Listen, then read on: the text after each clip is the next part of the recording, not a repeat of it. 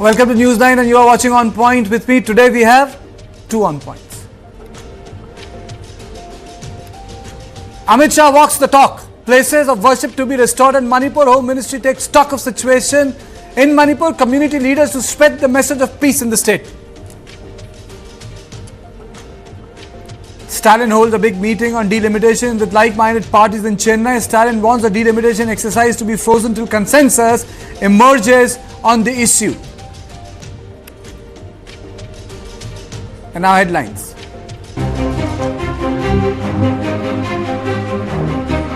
Tamil Nadu CM Stalin leads all-party meeting on delimitation, calls for status quo on the number of Lok Sabha seats for the next 30 years.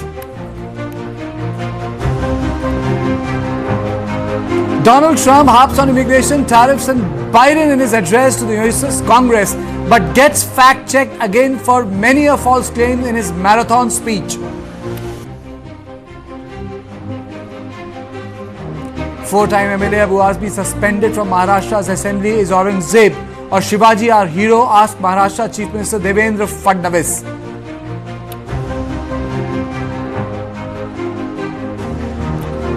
Department of Revenue Intelligence recovers cash and jewellery worth crores from actor Rania Rao. Her stepfather DGP Ramachandra Rao says he is shocked and devastated by the incident.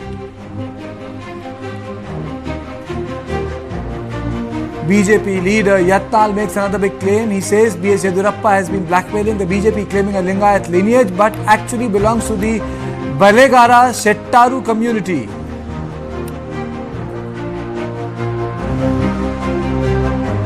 Karnataka government acts after News9's continuous coverage of the NEP Class 1 age rule controversy. The State Education Minister Madhu Bangarappa assures relief for affected parents and students within the next 3 days.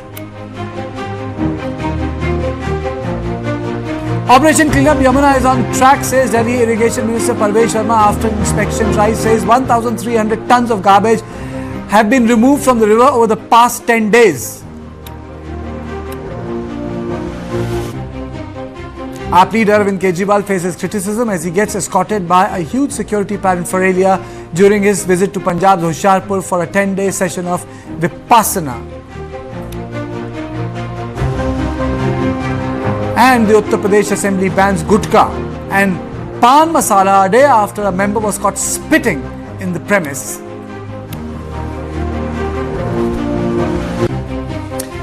Home Minister Amit Shah is driving the process to restore normalcy in Manipur. He has taken multiple meetings and energized the state administration to work. Directives have been given to restore places of worship, and sources say that community leaders would be deployed to spread the message of peace. But there are challenges before the administration. Let me list them out for the viewers, the tough things. The tough things are demand of separate administration by cookie groups, free movement of people being opposed by CSOs, weapons in circulation, porous border, illegal immigration, poppy cultivation, civil society interference in security operations, highway safety, lack of political consensus and extortion rackets on which police has made appeal a number of times to the civilians and other people that they must report them. But what may work now? One, Amit Shah is in charge.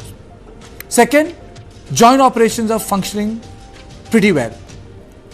Special focus on de-weaponization. Highways will become open to people, accessible. If it happens, a great thing. Restoration of places of worship, it's like a scar. When the violence broke out, number of places were burnt.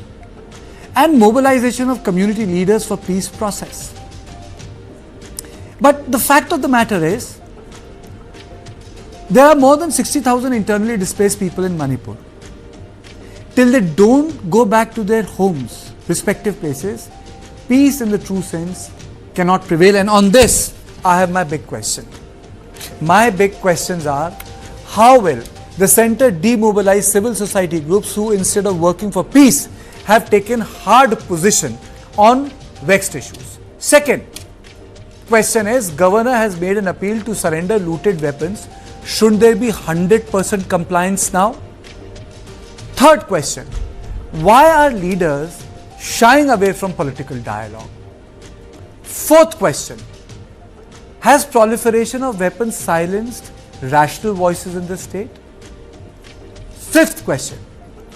Should Meitei and Kuki leaders come forward to create ground for peace talks so that normal economic development can take place in Manipur?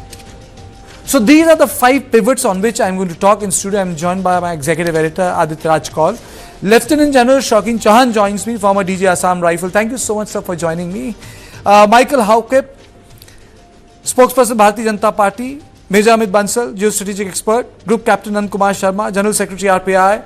And Dr. Tombing, Assistant Professor, National Law University and Judicial Academy. Thank you all of you for joining me. And my first question is to General Chauhan. Sir, things have changed, joiners have increased. What do you think remains, sir, the principal challenge now? You must have seen my 5 questions that I have put up. So, in the opening comment, what is the principal challenge? Good evening, Karthik. Thank you for calling me for your show. You've already listed those principal challenges out. The issues that are most important are, firstly, I must say that I'm very happy that the Home Minister has started this process. He's shown by direct action and by personal action that he's taking this very seriously. I'm very happy that the Governor, Ajay Bhalla, is there. He was the former Home Secretary and he's done absolutely the right things. Now, the principal challenges there, Karthik, are get the weapons inside. As you said, there are 5,000 looted weapons. They must come back. Because still there are weapons, the intent can change. If the capability is there, the intent can change. So get the weapons back, get the Kuki weapons back, get the Meitei weapons back, get all the insurgent groups into a ceasefire with them to deposit the weapons. That's the first issue. The second issue is close whatever you can. I've personally been responsible for the Myanmar international border. Try your best by putting in more forces along the Indo-Myanmar border to close the border as much as we can. We are into March already. In another two and a half months, we would have the monsoon starting, and the monsoon will continue till about September. So whatever we have to do to move troops must happen now. The third issue, Karthik, is that it's the state that is in charge now. The Home Minister, the Governor of the state is in charge now. That lesson must go to everybody. There is no question of any CSO stopping the armed forces or the forces that are there chartered to carry out the duties that they're doing. Make sure that the armed forces there, the Assam Rifles, the CAPFs that are there, are given the mandate in a clear that you will take action. Now, this mandate is important because in the earlier of that, the mandate had been removed and people could do things with impunity. So these are very important issues, Karthik.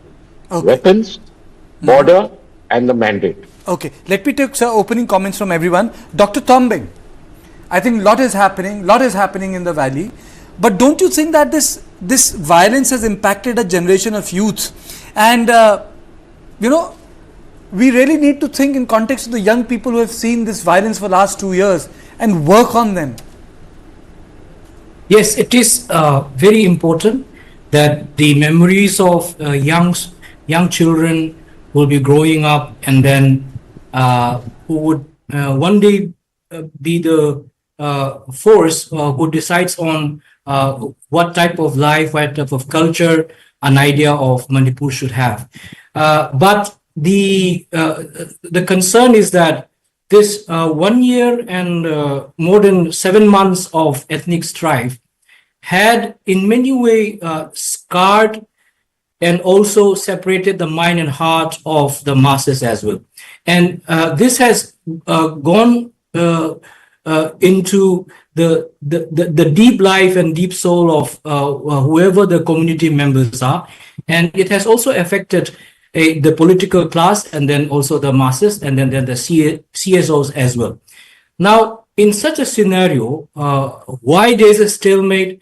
The stalemate continues because the idea of being alienated from access of land and resources continue, and also the bickering of who should be appropriating the idea of being the larger victim continues. So, in the absence of a closure, which is to the extent of maybe the satisfaction of the victims and the imagined idea of being alienated from access to land and control of land among both the communities are ensured, this bickering to have an advantage over the idea of victim and victimhood shall continue. And that will affect the participation of the political masses and also the CSOs. And this will scar in the continuous process and prolonged process,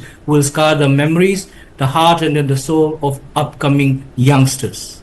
Aditya, thank you, stay with me. How has the Home Ministry changed gears? A lot of things are happening. Things must have happened earlier, but at least they seem to be happening. Firstly, Kartikeya, let me be very clear, and I have my friends from Manipur also joining in now, that we are proud of Manipur. Manipur is an integral part of India, and every citizen of Manipur, every Indian in Manipur is as much as Indian as you are, as I am, as the Prime Minister is, or as the leader of opposition is. So those who are trying to build this propaganda from outside to further divide will not be successful, be it from any faction or any vested interest. This is first. Second, I will join General Shaukin Chauhan to compliment the Home Ministry that finally we see some action really taking place. And that began a couple of weeks ago when the Chief Minister actually resigned. This was a demand for a very long time. The Home Ministry, in fact, as you rightly pointed out, has ordered that temples, mosques, and most importantly, churches need to be, restored. Their, respect, and of course, the reconstruction entire plan has to be there before May. The most important and significant is also that 6,000 weapons were looted with lakhs of ammunition really going into the hands of the insurgents or in the hands of the local civilians. Now, a deadline was given by the governor, Ajay Kumar Balla, which has been extended to 6 March. There are 24 hours still. So I hope that at least the civilians will utilize this and the weapons would go back. But overall, Kartikeya, I will tell you that there needs to be a three-pronged strategy. One is a sustained, structured political dialogue. Second is the security concern, where, of course, the border needs to be sealed, the porous border, because of the help that comes in from Myanmar side. And third and most significant here is the healing touch that the people of Manipur really require. And that will only happen when community leaders and peace ambassadors speak both to the Kukis and the Metis that you are equal partners. Nobody wants alienation. Nobody wants further suffering. Nobody wants further killings and violence to happen. We want peace, and that will only happen with a sustained dialogue, healing touch, and when these weapons are returned. Okay, there are three things which are happening, but Major Bansal, just to draw your attention, the weapons are being surrendered, but the big daddy weapons have not come back. Single bore, double barrel have come back. The bigger weapons have not come back. Yes, exactly, Kartikeya. The major challenge is the bigger weapons have not come back. The support weapons, the area weapons, the long range weapons have not come back. And to get these weapons back, forces will have to have a clear mandate.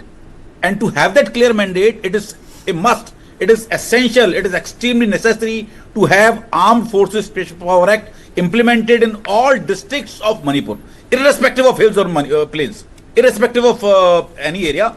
But they have to have Armed Forces Special Power Act applicable in all the places of Manipur. Forces will have to be given a free hand. Anyone found in the possession of the weapons should not be left, and people, forces will have to use an iron fist. I'm not talking about community, whether it is a Kuki community, whether it is Meitei, or whether it is any other community. Forces will have to use an iron fist to recover the weapons from their possession, and for that, AFSPA is very must. Number two, when Aditya was speaking about the healing touch. Now, how that healing touch will be possible? We are not talking about a very, very important aspect, and that is justice. A lot of violence has taken place. A lot of people were killed, butchered on the streets, and the perpetrators are still roaming scot-free, people have not been arrested. And when the justice is denied, that is the thing which is also troubling the people from both the communities. So once again, if you deliver the justice, put these people behind the bars, put them, handle them strongly, then at least there will be some healing touch to them. Now, four things there. Of course, it's a very, very welcome step that MHA has ordered the restoration of the places of worship. Because of late, General Chauhan will agree with me that of late the entire conflict, which was a conflict among the two communities, was given a religious angle. And the credit goes to the social media. All bloody people on social media were making all kind of comments and turning the entire conflict into a religious one. So this step will automatically soothe that kind of thing and welcome. Okay. And at that same time, we are talking about the poppy cultivation, but we are not talking about... I'll come to that. Major Bansal, I'll come to that. I'll come to that. Yes. I'll come to that. Let me take opening comments from Nandakumar Sharma. So how do you demobilize these CSOs? Because the biggest challenge is also coming from within. Because ultimately the community leadership also bear the responsibility for the process. I mean to say, it cannot happen from the Raisina Hill. Yes. The community leaders need to come out. I mean to say, I have no qualm in saying, Mr. Sharma, that the Kuki and the Methi leaders also bear the responsibility, who are not in politics, to create conducive ground for peace where the government can intervene. You have been part of this show for 2 years with other esteemed guests, and number of times these CSOs have either stopped the security, or like for example, when the surrender happened, someone is saying, one organization is saying that free movement should not happen. We are opposed to free movement. The highways should not be opened. I mean to say, somewhere this line has to be drawn. Isn't that, Mr. Sharma? Absolutely right, Kartikeya. The CSOs are also equally responsible. However, the administration and the executionary power lies with the government. Earlier, it was the Manipur government. Now it is the power rests to the governor of Manipur. So the people of the Meitei, especially, I would say, they have cooperated. The Arambai Tengol have surrendered many weapons, and also they have a meeting with the honorable governor of the Manipur, and they are cooperating this process of initiating the peace. However, the CSOs of the Kukis, which they are opposing the opening of the national highways, they said they will be opposing this opening of this national highways, and also they are not in support of the returning of the arms. So these issues need to be dealt very strictly and as per the existing laws by the central government. Earlier, the blame was given to the Manipur government, which was led by Mr. CM N. Biren Singh. Now, the center is in executionary power through the governor. So this type of blaming that state government is not able to take any action will not work. Now all the powers lies, and also the armed force special power exists in most of the Manipur districts, except a few police stations in Imphal, where the problem of this riots and firings are not happening in main areas where armed force special power acts are not there. And also the governor has kind enough to announce giving 7 days and extending another some time for surrendering the arms to all the groups to surrender. And also, though there was this thing, cooperation from both the sides of the communities. However, the Kuki community, I think they should respond more actively, proactively. And even after the call of surrender was there was a firing incident. With the I'll come back, Mr. Sharma, I'll come back to you. Forces, they have arrested. Okay. Let me go across to Lamjathang. Lamjathang, your ancestral property was burnt. You represent a party, but you are also a victim of the violence. What I want to know from you is, why is political leadership shying away from dialogue? What is the issue that there is an absence of bipartisan political approach when it comes to Manipur? I mean to say, even in Kashmir, the government security, they have been able to hammer it out. Isn't it right, Aditya? That's even right. in Kashmir, there's a political consensus and there's a bipartisan approach when it comes to national parties, when it comes to security and policies of Kashmir. Why is it absent in Manipur? Why aren't these people, elected lawmakers, talking to each other? They're not sitting together. Kartike, people are emotional. So the emotions of the people are very dangerous, and that makes the mob violence into communal conflict turning out to be armed conflict. So with the proclamation of Article 356 by the Honorable President of India, now Honorable President of India has governed and run the government. So there is nobody supreme than the President of India. So both the warring communities have started falling in line that there is no other supreme or parallel government other than the president's rule. So now everybody has started disarming.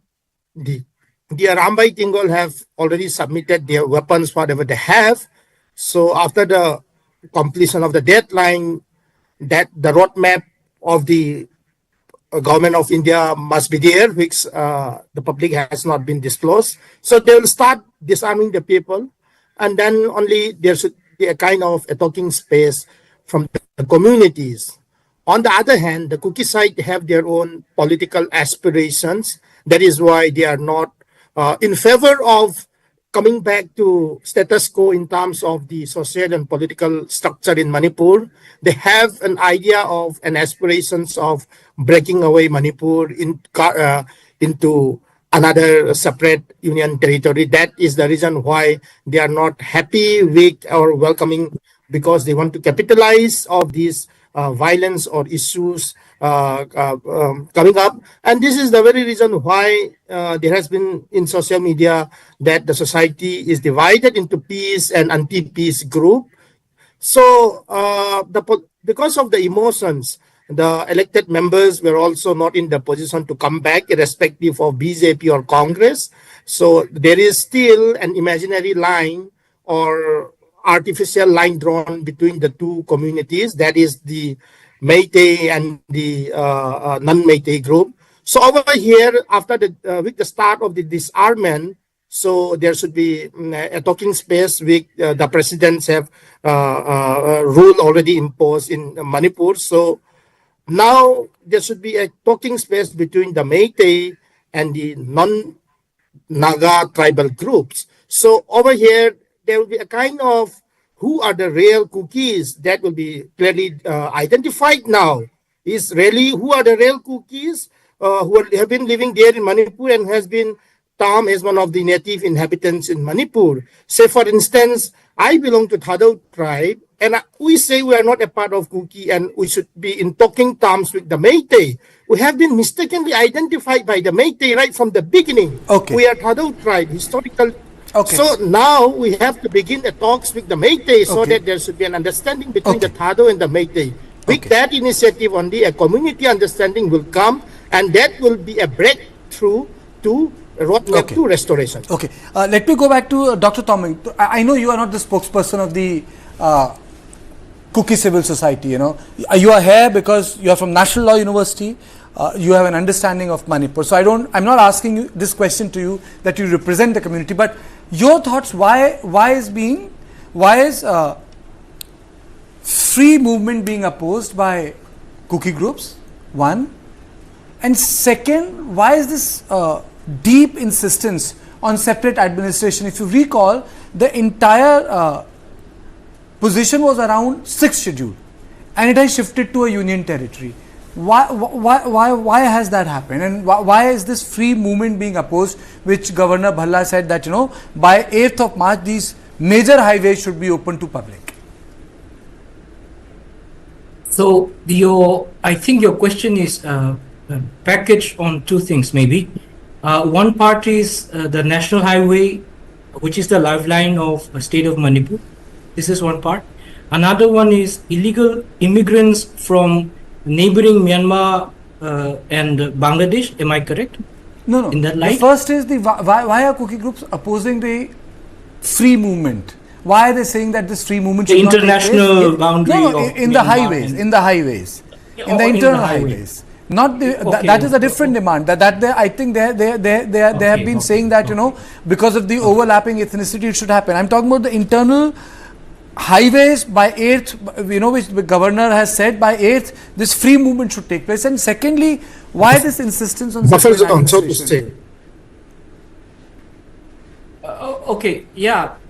Manipur ethnic clash suffer from existential concern. One side from the Kuki side, and then the other side from the Meitei side also. And we should have been more mature in understanding this dynamics of a nestled valley surrounded by hills. And when the ethnic violence broke out, and there was a certain kind of a extraction or evacuation of people or exchange of people from the hill to the valley and valley to the hill.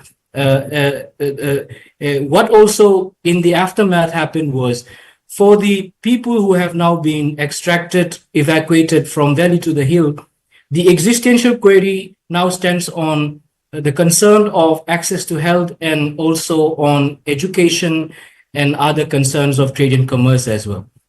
Now, on the flip side, what the valley people could not imagine was that their lifeline has to come through the Naga Hills.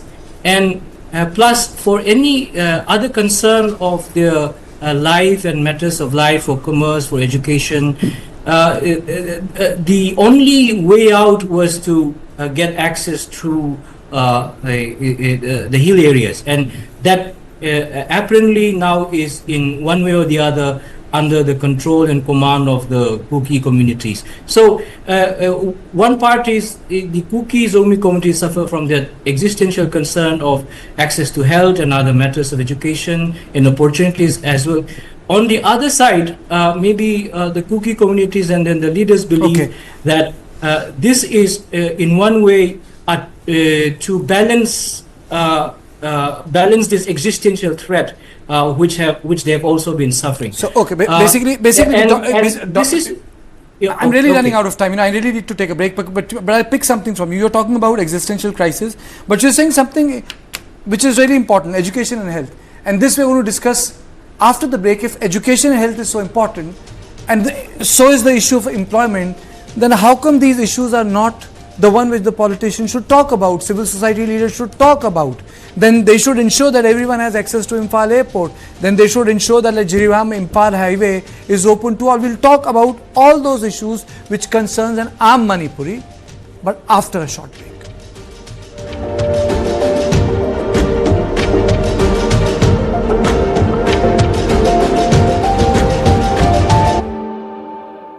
Women empowerment is all about letting the woman to remain the woman. Perhaps you're right, because we've seen what men have been doing all this time. I think we are not nurturing and leveraging 50% of our strength, which are the women. For an educated lady, even today, the problem comes when she becomes a mother. If the world starts getting women led, I think a lot of things will get corrected. I 100% agree with you. Humans are different. Our needs of each other are different. A lot of responsibilities unduly rest on women. For too long, women have not dreamt for themselves. They've been too afraid. When it comes to women, a very, very focused approach should be there to create an ecosystem for producing champions. And that is where we have to set that sort of environment. The message to women was, let the spotlight of your life be on you. We were constantly praised for any little thing that we did well. After all, we are the product of the history. We are all dependent on each other. The men like you speak for women, speak with women. That is the woman that you are. That is the woman you always wanted to be. It will only grow from strength to strength. I'm a positive thinking person. I am defined by what I do. I'm very pleased to be here. Thank you, Varun. Thank you for those kind words. I am, therefore you are. That should be the message from every woman to the men. Watch Duologue with Varun Das this Women's Day all day long on News 9. News 9, English news as it should be. Associate sponsor Tata AIG, with you like family, with you always. मैं और आप एक जैसे ही तो हैं। एक बार मंजिल दिख जाए, One shot of a century, तो उसे पाने के लिए हम अपने कदमों को नहीं रोकते। that looks out. पर कभी कभी मेहनत और मंजिल के बीच रह जाता है एक फासला। खैर, मुझे उस फासले को मिटाने के लिए थोड़ी और मेहनत लगेगी, पर शुक्र है आपके पास है टाटा कैपिटल, जो मिटाए फासले आपकी मेहनत और मंजिल के बीच। टाटा कैपिटल, मिटाए फासले। पढ़ता है, खेलता है, झूलता उछलता है, दौड़ता कभी कभी दौड़ कराता है, आगे आगे बढ़ता है इंडिया, अमूल दूध पीता है India. What does it take to be the greatest in the world? Focus,